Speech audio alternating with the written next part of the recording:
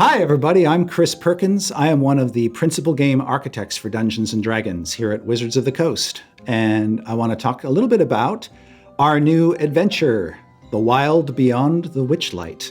Our first 5th edition adventure set primarily on the plane of the Feywild.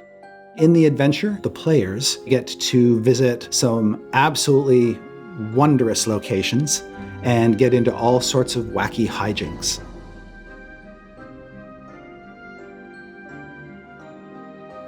So what is the Feywild, you ask?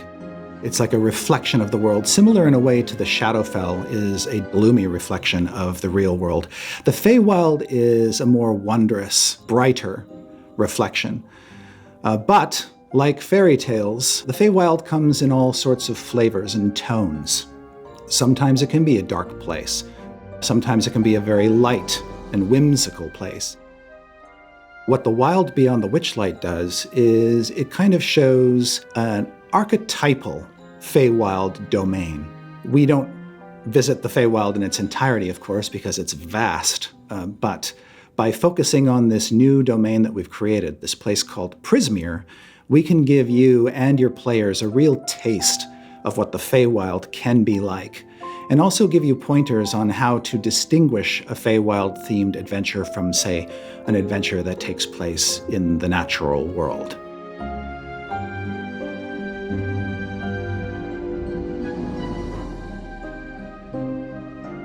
Now, in the Feywild, there are the creatures you expect to encounter, Fey beings like satyrs and pixies and sprites. And then there are intruders that make their way into the domain, or creatures that have been lost there or found their way there because they crossed over from the natural world into the Feywild. And so there's a great deal of range when it comes to the types of encounters that you can run there. But with The Wild Beyond the Witchlight, we really wanted to show you some key aspects of the Feywild. One of the weird things about the Feywild is it's very easy to get lost. Time and space sort of bend there in weird ways. A lot more time can pass than you think, and sometimes there is no road to where you need to go, or the road turns back on itself if you don't know the trick to getting to the end of it. One of the things I'm most proud of is that a clever party can get through this adventure without ever having to resort to combat if they don't want to. That's the first time we've tried something like this in a 5th edition adventure, and I look forward to hearing how that goes.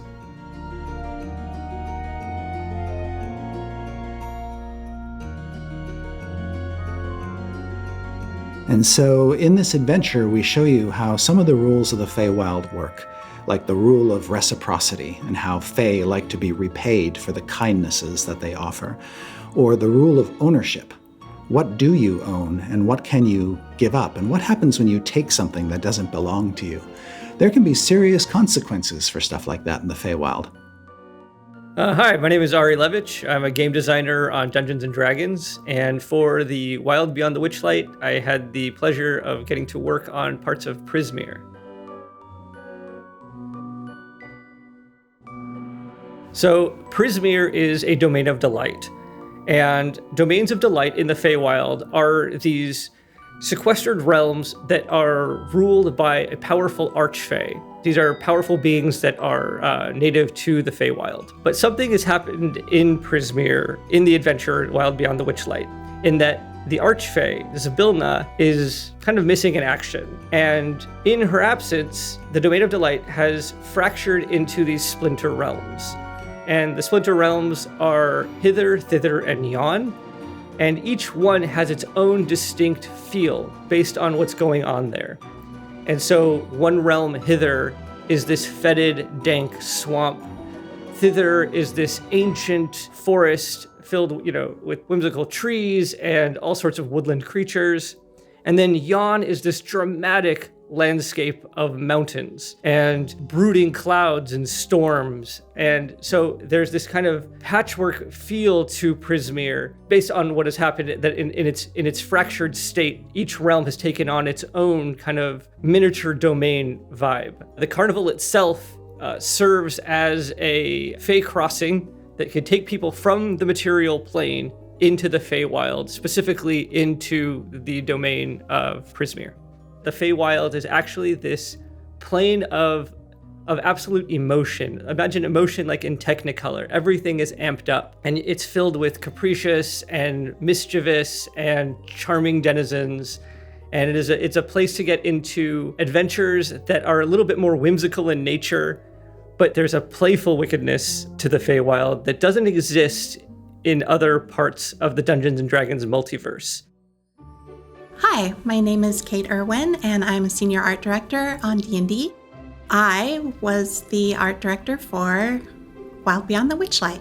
Inspiration for this book was kind of all over the place. It was everything from Willy Wonka and James and the Giant Peach, that magical adventure sort of feeling, to kind of darker things. All of the maps in the book were done by Will Doyle and Stacey Allen. Will and Stacey worked with Chris early on in the process, so the maps really were a big part of how the adventure flows, and the details that you see in the map inform the adventure, and the adventure informs the maps. It was a very symbiotic process. And then my great luck is that they had wonderful sketches to work from and finalize them into the beautiful maps that you see in the book. We worked on the dice set prior to the book, so I was able to kind of dip my feet into the commissioning of this wonderful place before I really had to go in the deep end. So we did a subset of characters, games, showing some of the different sorts of things that you'll experience when you go to the carnival. And those pieces were in the dice set. So there's a little bit of information about what it's like there. One of my favorite pieces from the Feywild section of the book is actually a chapter opener done by an artist that I've worked with a million times, Kieran Yanner. I asked him to illustrate a bunch of adventurers hanging off of a swamp gas balloon. And the sketch came in and my heart stopped. It made me so happy to see this sketch. The composition, again, he just captured the characters so beautifully, but this time in a really active kind of scene. So that was like one of the happiest accidents in this entire book. I just love that piece. My main goal with any project is to put together a book that I'm proud of, pleasing the lead and pleasing the fans. Those are my main goals with any project. I do hope, on behalf of our team, that you love the Wild Beyond the Witchlight and its satellite products as much as we do. I want to thank everyone who worked on it. A lot of people poured their hearts and souls into this product, their love of the Feywild shining through. And I just want to say thank you all for all that you did.